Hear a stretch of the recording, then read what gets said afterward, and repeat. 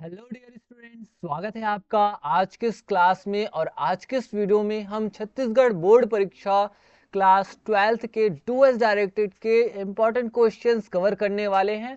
और ये क्वेश्चंस है 2023 के यानी 2023 के। तो पूरे फुल कॉन्सेप्ट के साथ हम ग्रामर के क्वेश्चंस का आज एनालिसिस करने वाले हैं। तो स्टार्ट करते हैं। फर्स्ट क्वेश्चन है, who wrote this letter? Change the voice. Voice को हमें चेंज करना है। ये कौन से वॉइस में है? तो वॉइस के दो टाइप है, active voice and passive voice. Active voice क्या होता है? एक्टिव वॉइस जिसमें सब्जेक्ट को हम क्या देते हैं, इंपॉर्टेंस देते हैं। पैसिव वॉइस मतलब जहाँ पे ऑब्जेक्ट को हम ज़्यादा इंपॉर्टेंस देते हैं सब्जेक्ट के कंपेरिजन में। ठीक है, तो हु रोट दिस लेटर, तो क्वेश्चन वाला है। सबसे पहले आप इसका क्या बनाइए, पॉजिटिव बना करके देखिए। जैसे मैंने यहाँ पे लिखा राज, ठीक है, राज रोट दिस लेटर। मैंने लिखा राज रोट दिस लेटर, यानी कि इस लेटर को किसने लिखा? राज ने लिखा। अब इसका पैसिव बना करके देखते हैं। तो ये है सब्जेक्ट, ये है वर्ब एंड ये है ऑब्जेक्ट। एक्टिव वॉइस में हम इस सीक्वेंस में लिखते हैं, सबसे पहले सब्जेक्ट, फिर वर्ब, फिर उसके बाद ऑब्जेक्ट। पैसिव वॉइस में हम क्या करते हैं? पैसिव वॉइस में हम ऑब्जेक्ट को पहले लिखते हैं। तो पहले क्या आ जाएगा? दिस आएगा, दिस लेटर करके, यानी ये लेटर। राज ने इस पत्र को लिखा, यह पत्र राज के द्वारा लिखा गया। तो दिस लेटर, अब ये पास्ट में है। कौन से टेंस में? ये पास्ट में। तो पास्ट में किसका यूज करते हैं? या तो वॉज का यूज करते हैं या फिर वर का यूज करते हैं। अब वॉज का यूज कब करते हैं? जब subject I, he, she, it या सिंगुलर हो तब। वर का यूज यू, वी, दे या प्लूरल हो तब। ठीक है, तो ये सिंगुलर वाला हो गया और ये प्लूरल वाला, ये आपको पता है। तो दिस लेटर यानी एक लेटर है तो क्या आ जाएगा? वॉज आ जाएगा। तो दिस लेटर वॉज। फिर वर्ब की थर्ड फॉर्म राइट, रोट, और थर्ड फॉर्म क्या हो जाता है? रिटन। तो this letter was written by Raj करके हो जाएगा। क्या हो जाएगा? बाय राज। तो ये पॉजिटिव का मैंने बनाया। अब जब हम क्वेश्चन वाला बना रहे हैं, जैसे हु वाला, तो हु का क्या हो जाएगा? तो यहाँ पे आपको सबसे शुरू में लिखना पड़ेगा बाय हुम करके। क्या हो जाएगा? By whom. उसके बाद ये जो हेल्पिंग वर्ब है ना, वो आ जाएगा बाय हुम। फिर वॉज सामने आ जाएगा। उसके बाद हम क्या लिखेंगे? इसको लिखेंगे बाय हुम वॉज।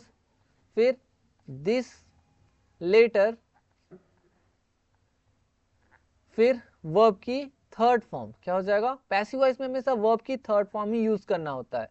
तो ये रिटन ऐसा, और ये क्वेश्चन वाला, तो यहाँ पे क्या हो जाएगा? Question mark. तो by whom was this letter written, by whom was this letter written. तो हमारा जो आंसर है वो हो जाएगा ये वाला।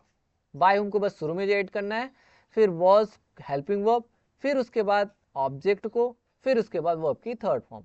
एक और तरीका है जिसमें आप हु के द्वारा भी बना सकते हैं। तो हु को पहले लिखेंगे, हु, उसके बाद ये वाला आ जाएगा हु वॉज, फिर दिस लेटर, ये लेटर हो गया। फिर हम लिखेंगे रिटन, उसके बाद क्या हो जाएगा? रिटन। लास्ट में लिखना है बाय, और ये क्वेश्चन मार्क। तो इस तरह से इसके दो आंसर है, who was this letter written by, या फिर by whom was this letter written.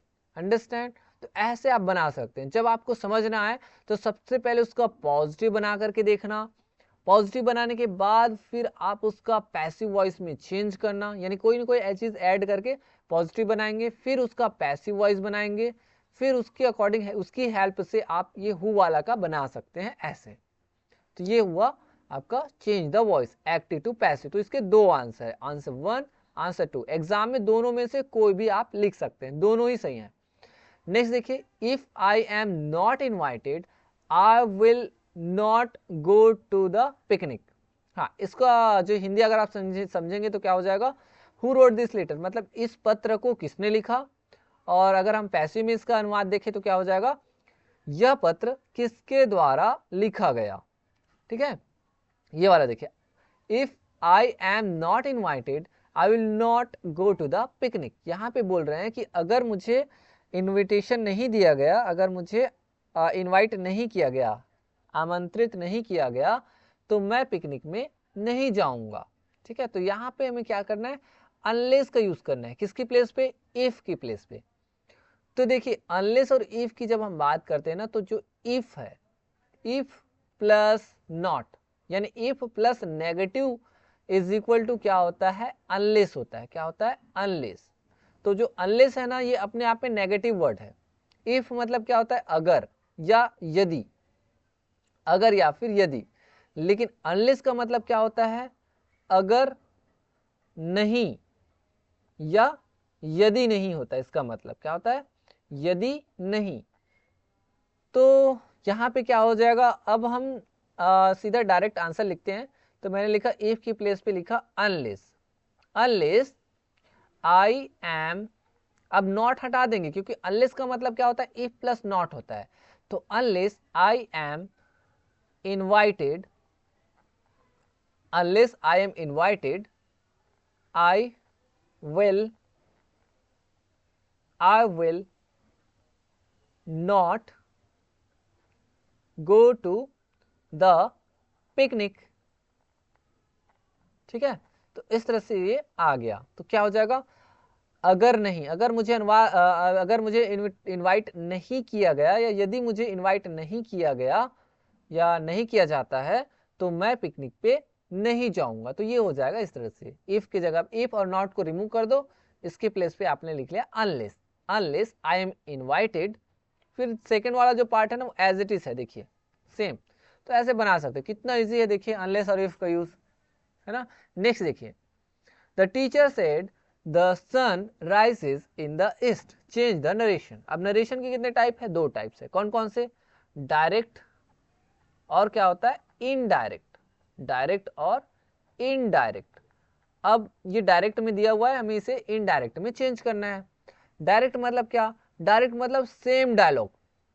ठीक है, डायरेक्ट मतलब सेम डायलॉग। जैसे पुष्पा बोलता है ना, मैं झुकेगा नहीं, ऐसा करके, तो वो सेम अगर आप बोलोगे ना, तो वो डायरेक्ट कहलाएगा। लेकिन इनडायरेक्ट मतलब अपने अकॉर्डिंग आप बोलोगे कि पुष्पा ने कहा कि वो झुकेगा नहीं, ऐसा मतलब आप अपने वर्ड्स का, ऑन वर्ड्स में आप उस चीज को क्या करोगे, एक्सप्लेन करोगे। That is called indirect speech. ठीक है, तो हमें इनडायरेक्ट में चेंज करना है। तो इसके लिए बहुत सारे रूल्स होते हैं। ये आपका क्या होता है, रिपोर्टिंग क्लॉज होता है। रिपोर्टिंग क्लॉज ये आपके रिपोर्टिंग वर्ब, और रिपोर्टिंग वर्ब पास्ट में है, किस में है, ये पास्ट में। तो उसके अकॉर्डिंग ये रिपोर्टेड स्पीच ना, ये वाला चेंज होता है। लेकिन ये क्या है कि यूनिवर्सल ट्रूथ है। जब फैक्चुअल चीजें होती है, यूनिवर्सल ट्रूथ होती है, या साइंटिफिक ट्रूथ होता है ना, तो वहां पे हम कोई चेंजेस नहीं करते, टेंस में चेंज नहीं करते। तो क्या हो जाएगा, बहुत इजी तरीके से सेम हो जाएगा। तो ये क्योंकि ये यूनिवर्सल ट्रूथ है। तो द टीचर सेड, अब नॉर्मली हम दैट कंजंक्शन का यूज करते हैं जोड़ने के लिए, तो ये हो जाएगा दैट। और बाकी जो कॉमा या इन्वर्टेड कॉमास है ना, उसको हम रिमूव कर देते हैं। द टीचर सेड दैट, उसके बाद एज इट इज लिख दो, the sun rises in the east,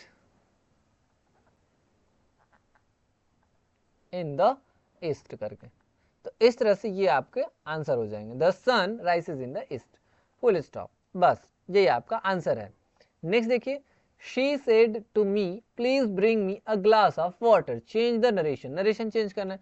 अब सबसे पहले आप समझिए, ये जो रिपोर्टिंग वर्ब है वो पास्ट में है, तो पास्ट में है। लेकिन ये वाला आप देखिए, रिपोर्टेड स्पीच, ये क्या है, इंपेरेटिव सेंटेंस है, आज्ञा सूचक वाक्य है, प्रार्थना सूचक वाक्य है। Please bring me a glass of water, यानी उसने मुझसे कहा कि मेरे लिए ग्लास ऑफ वाटर लाओ, ऐसा करके उसने बोला, यानी एक तरह से रिक्वेस्ट किया। तो रिक्वेस्ट जब किया, उन्होंने प्रार्थना की, तो क्या बोलेंगे हम, शी तो लिखेंगे, she. Said to, said to को क्या बोलेंगे, तो उसने एक तरह से रिक्वेस्ट किया ना, प्लीज वर्ड यूज किया, तो हम सेड टू को क्या कर देंगे, रिक्वेस्ट वर्ड में चेंज कर देंगे, क्योंकि उसने प्रार्थना की। तो हमने लिखा यहाँ पे शी रिक्वेस्टेड, और टू नहीं हो जाएगा, सेड टू हो जाएगा, रिक्वेस्टेड में चेंज। तो शी रिक्वेस्टेड मी, क्या रिक्वेस्ट की, टू, टू ऐड करेंगे क्योंकि इंपेरेटिव है, तो टू जनरली ऐड करते हैं, टू ब्रिंग। अब देखिए ब्रिंग किसके लिए, उसके लिए, तो मी का क्या हो जाएगा, हर हो जाएगा, to bring her a glass of water. ठीक है, तो जो फर्स्ट पर्सन होता है ना वो किसके अकॉर्डिंग चेंज होता है, सब्जेक्ट के अकॉर्डिंग चेंज होता है। अगर आप हिंदी में समझेंगे तो कैसे समझेंगे, उसने मुझसे प्रार्थना की कि मैं, देखिए उसने मुझसे प्रार्थना की please bring me a glass of water, मेरे लिए एक ग्लास ऑफ वाटर लाओ, उसने कहा। लेकिन जब आप ऑन वर्ड्स में बोलोगे, अपने वर्ड्स में बोलोगे तो क्या बोलोगे, उसने मुझसे प्रार्थना की कि मैं, है ना, कि मैं उसके लिए क्या लेके आऊं, अ ग्लास ऑफ वाटर लेकर के आऊं, मैं मतलब उसके लिए, तो हर आ गया इसीलिए हर। ठीक है, तो ये जो मी आया ना फर्स्ट पर्सन, वो सब्जेक्ट के अकॉर्डिंग चेंज होता है ये, और सेकंड जो पर्सन होता है वो ऑब्जेक्ट के अकॉर्डिंग चेंज होता है। तो इसको आपको याद रखना है। और हिंदी में भी आप समझ सकते हैं कि उसने मुझसे प्रार्थना की कि उसके लिए एक ग्लास ऑफ वाटर ले करके आऊं, to bring her a glass of water. तो शी का क्या हो गया, हर हो गया। नेक्स्ट देखिए, I am very busy, I cannot come to your house today. Combine the sentence using so that. So that का यूज करके दो सेंटेंस को कंबाइन करना। तो ये बहुत ईजी है, सबसे ईजी तो यही है। वेरी को हटा करके सो लिखना होता है, क्या लिखना होता है, सो, और दैट लगा करके, दैट लगा करके नेक्स्ट क्वेश्चन, नेक्स्ट जो सेंटेंस है ना उसको लिखना होता है, बस यही करना है। तो लिखो I am so busy, I am so busy, उसके बाद दैट ऐड करो, फिर next as it is, that I can not come to your house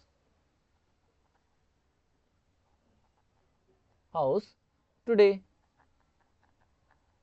ठीक है, तो ये इस तरह से हो जाएगा, I am so busy that I can not come to your house today, मैं इतना बिजी हूं कि मैं आपके घर आज नहीं आ सकता। ठीक है, तो ये सबसे इजी है। Do it, change the voice, change the voice, voice change करना है। और ये कौन सा सेंटेंस है, इंपेरेटिव सेंटेंस है। क्या, कौन सा सेंटेंस है ये, इंपेरेटिव सेंटेंस, आज्ञा सूचक वाक्य। और आज्ञा सूचक वाक्य में हम किसका यूज करते हैं, लेट का यूज करते हैं, वी जनरली यूज लेट।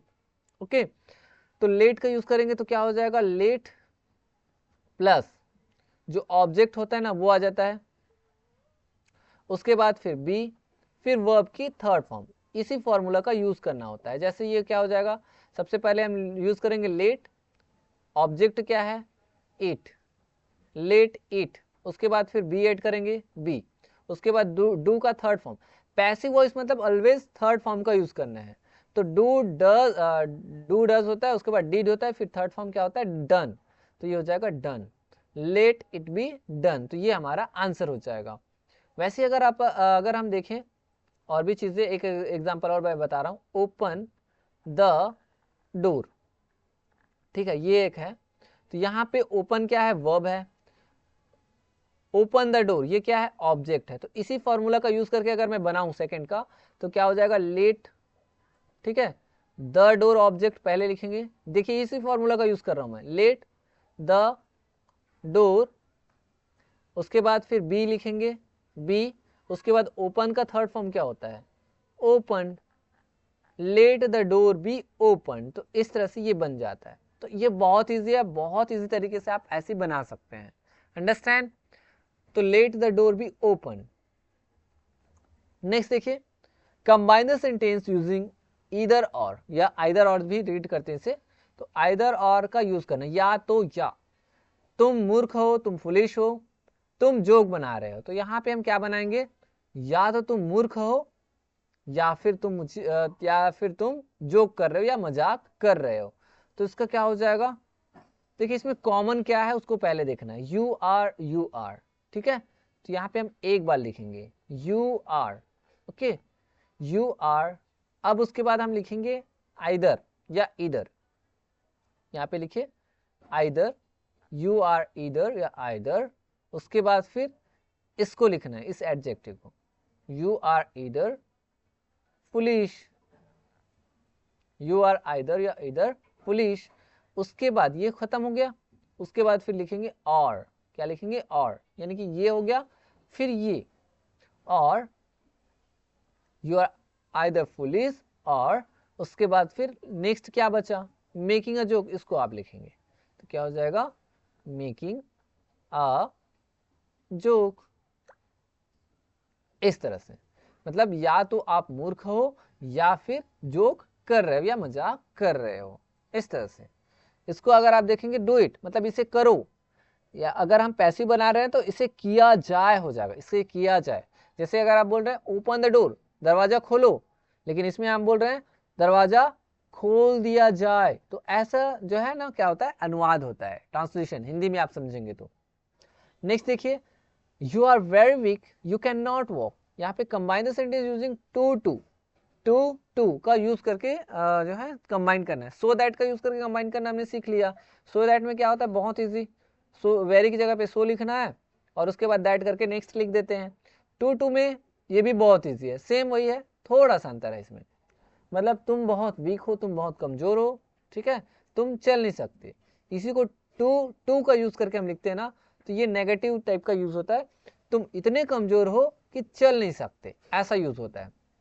तो इसमें क्या करना है, you are, you are very की जगह पे टू लिखना होता है, सेम वही, यू आर टू वीक मतलब तुम इतने कमजोर हो कि, टू। अब यहाँ पे टू हम जब हमने लिखा ना, तो यहाँ पे यू कैन नॉट को रिमूव कर दो, क्या कर दो, रिमूव कर दो, और टू के बाद डायरेक्ट क्या नहीं कर सकते उसको लिखना होता है, तो यहाँ पे सीधा डायरेक्ट लिख देता है वॉक। इस तरह से हो जाएगा, you are too weak to walk मतलब तुम इतने वीक हो कि तुम चल नहीं सकते, ऐसा लिखना होता है। अगर इसी में अगर मैं सो दैट का बताऊं तो सो दैट में क्या हो जाएगा बताइए, सो दैट का यूज करके कंबाइन करना है तो उसमें आपको क्या करना होगा, इसमें आपको थोड़ा पूरा लिखना होता है। यू आर, ये जो वेरी है उसकी जगह पे सो लिखना होता है, जैसे हम वेरी की जगह पे टू लिखे, सेम है, फर्स्ट पार्ट एकदम सेम है, यू आर सो वीक, यहां तक देखिए, वेरी की जगह पे यहाँ पे हमने टू लिखा और यहाँ पे हमने सो लिखा, तो you are so weak. That वाले में क्या करते हैं, दैट में ना पूरा पूरा लिखना होता है, that you can not walk करके, ठीक है, पूरा पूरा लिखना रहता है सो दैट के यूज में। लेकिन टू टू में क्या होता है, पूरा नहीं लिखना है, you are too weak first same है, उसके बाद टू करके डायरेक्ट क्या है उसको लिखना होता है, डायरेक्ट वर्ब को लिखना होता है, टू वॉक टू स्पीक ऐसा करें, डायरेक्ट वर्ब किसको, डायरेक्ट वर्ब को लिखना होता है, जो भी वर्ब दी हुई है, ठीक है, ऐसा है। नेक्स्ट देखिए, Ravi is a doctor, Ravi is my friend. Combine the sentences using a relative clause. Relative clause का यूज करके या adjective clause का यूज करके सेंटेंस को क्या करना है, कंबाइन करना है, जोड़ना है।